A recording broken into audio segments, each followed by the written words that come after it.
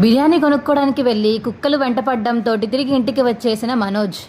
ఆకలితో ఉండి ఏం చేయాలో తెలియక బాలు చెప్పిన కండిషన్కి ఒప్పుకుని మీనాకి క్షమాపణ చెప్పిన ప్రభావతి.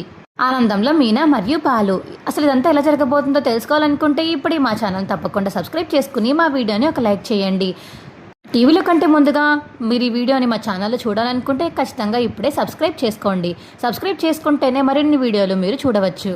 ఇక మనోజ్ అయితే నడుచుకుంటూ వెళ్ళి తెచ్చుకుందాం ఆకలేస్తుంది అని నడుచుకుంటూ బయటకైతే వెళ్తాడు. రేయ్, నీ గోల్ తట్టుకోలేకపోతున్నాము, ఇంకా ఆపుతావా? వాడు తీసుకురావడానికి వెళ్ళాడు కాబట్టి హ్యాపీగా తింటాం మేము, ఇక మీరేం వండాల్సిన అవసరం కూడా లేదు అని ప్రభావతి అంటుంటే, వెళ్ళిన వాడు ముందు జాగ్రత్తగా తిరిగి వచ్చి తీసుకురావాలి కదా. రాత్రి మాటలు కుక్కలు బోల్డ్ ఉంటాయి, ఆ కుక్కలు కానీ ఒక్కటి పిక్క పట్టుకున్నా మీ వాడు అక్కడే పడిపోతాడు, చూసుకో మరి లక్షావతి అని చెప్పేసి బాలు చెప్పడంతో, అమ్మో నువ్వేం భయపెట్టకరా, వాడికి ఏమీ అవ్వదు, వాడు బాగానే తిరిగి వస్తాడు, వాడికేం భయం లేదు అని ప్రభావతి అంటుంది.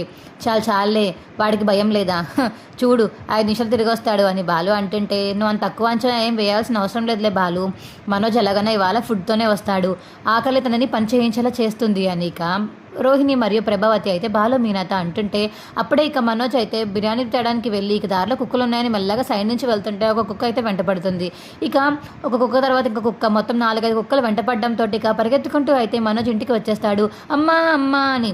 ఏంట్రా ఏమైంది అని ఇక ప్రభావతి అడుగుతుంటే, ఏమైంది, నేను చెప్పినట్టుగానే జరిగింది అని బాలు అంటాడు. రే అక్కుపక్షి, నువ్వు నోరు మూయరా. రే మనోజ్ ఏమైందిరా, వెళ్ళావు కదా అప్పుడే వచ్చేసావు, బిర్యానీ ఏదిరా అని ప్రభావతి అడుగుతుంటే, బిర్యానీయా ఇంకేమన్నానా, కాసేపుగానే నేను బయట ఉంటే నేను కుక్కలకి బిర్యానీ అయ్యేవాడిని. అమ్మో ఎన్ని కుక్కలు ఉన్నాయో తెలుసా అమ్మ, నా వల్ల కాదు, కారు లేకుండా బయటికి వెళ్ళడం నా వల్ల కాదు బాబోయ్ అని ఇక మనోజ్ అంటుంటే, అబ్బా ఇప్పుడు ఆకలితో ఇలా ఉండిపోవాల్సిందేనా, మరి ఎలాగ తినడం అని చెప్పేసి ఇక ప్రభావతి మరియు రోహిణి అనుకుంటుంటే, ఏమో ఇవాళకి నేను మంచిలు తాగి పడుకుంటాను, నా వల్ల కాదు, బయటికి వెళ్ళే ఓపిక కూడా లేదు నాకు, చాలా కుక్కలు ఉన్నాయి, భయం వేస్తుందమ్మా అని మనోజ్ చెప్పడంతో, ఇప్పుడు ఏంటి దీన్ని బతిమలాడుకోవాలా, చచ్చినా జరగదు అని ప్రభావతి మనసులో అనుకుంటుంది. అంతగా ఆకలి కావాలితే మీనాని క్షమాపణ అడుక్కోండి, అప్పుడు మీనా చేసి పెడుతుంది. ఏ మీనా అని బాలు అనడంతో, అవునండి చేసి పెడతాను, నేను అన్న మాటలకి వీళ్ళు ముగ్గురు క్షమాపణ అడిగితే నేను ఖచ్చితంగా చేసి పెడతాను అనిక మీనా అంటుంటే, క్షమాపణ నీకా, సచిన చెప్పను అనిక మనోజ్ అంటుంటే, ఆకలితో ఎన్ని రోజులు ఉంటారో అన్ని రోజులు ఉండండి, ఈ రాత్రంతా ఉండాలి, రేపు మార్నింగ్ మీరు బయటికి వెళ్ళేదాకా కూడా షాపులు ఎవరు తీయరు, కాబట్టి రేపు మార్నింగ్ దాకా ఆకలితో అలమటించే నిద్ర కూడా పట్టదు, షోరూంలో పడుకోవాలి, చూసుకోండి, నాకెందుకులే మీ బాధలన్నీ, నేను హ్యాపీగా తినేసాను, నా కోసం మీనా రేపు పొద్దున్న పూర్మ కర్రీ పూరి ఈ 2 చేసి పెట్టు మీనా అని బాలు అడిగేసరికి, అవునండి మీకోసం మావయ్య గారి కోసం ఖచ్చితంగా చేసి పెడతాను అని మీనా అంటుంది.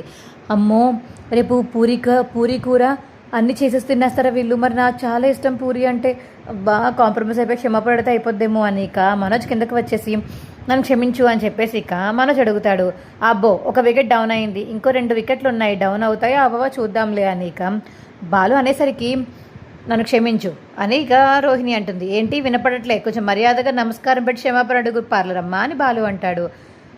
నన్ను క్షమించు మీనా, నేను తప్పుగా మాట్లాడాను నీ గురించి, నువ్వు వంట చేయకపోతే ఇంట్లో చాలా కష్టం, చాలా బాలు అని ఇక రోహిణి అంటుంది. అద్ది అలా రా దారికి, మీ ఇద్దరికి వంట పెడుతుంది.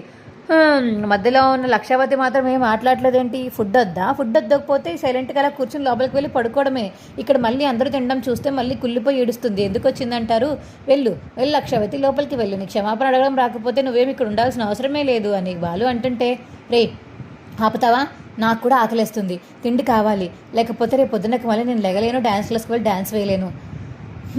సరే నన్ను క్షమించు మీనా అని ప్రభావతి అంటుంది.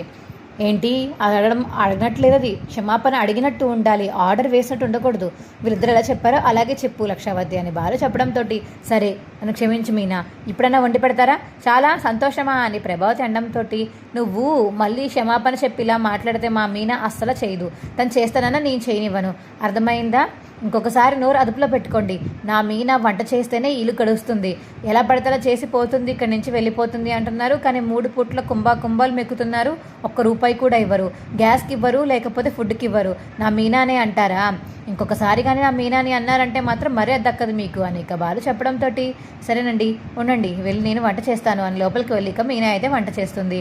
ఇక బాలు అయితే లోపలికి వెళ్తాడు. ఏం మీనా ఇప్పుడన్నా కుదిరిందిగా, వాళ్ళు తిక్క క్షమాపణ అడిగారు, చాలా అని బాలు అడిగేసరికి, చాలండి అత్తయ్య గారితో నీకు క్షమాపణ చెప్పించుకోవాలనుకోలేదు.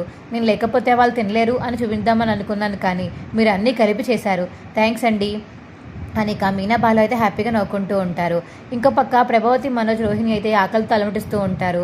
ఫోన్లున్న ఆంటీ క్షమాపణ చెప్పాం కదా మన కోసం చేస్తుందిలే అని రోహిణి అంటుంటే, నిజమే తిను వండకపోతే మనకి ఆకలితో ఉండాల్సిందే. ఏదో వండుతుంది అనుకున్నాను, కానీ బాగానే వండుతుందిలే, నేనే కావాలని తిట్టాను అని చెప్పేసి ఇక ప్రభావతి అయితే మనసులో అనుకుంటూ ఉంటుంది మీనా గురించి. మా వీడియో మీకు ఎలా అనిపించిందో కింద కామెంట్ సెక్షన్లో తెలియచేయండి. మా వీడియో కనుక నచ్చితే మా వీడియోని లైక్ చేసి తప్పకుండా మా ఛానల్ సబ్స్క్రైబ్ చేసుకుని పక్కనే ఉన్న గంట సింబల్ మీద క్లిక్ చేసి నోటిఫికేషన్స్ ఆల్లో పెట్టుకోండి. అప్పుడే మేము చేసే వీడియోలు మీకు రోజు వస్తుంటాయి. ఈ వీడియోని ఖచ్చితంగా చూసి మా ఛానల్ సబ్స్క్రైబ్ చేసుకోండి. ఈ వీడియోని చివరి వరకు చూసినందుకు చాలా చాలా ధన్యవాదములు. Bye friends.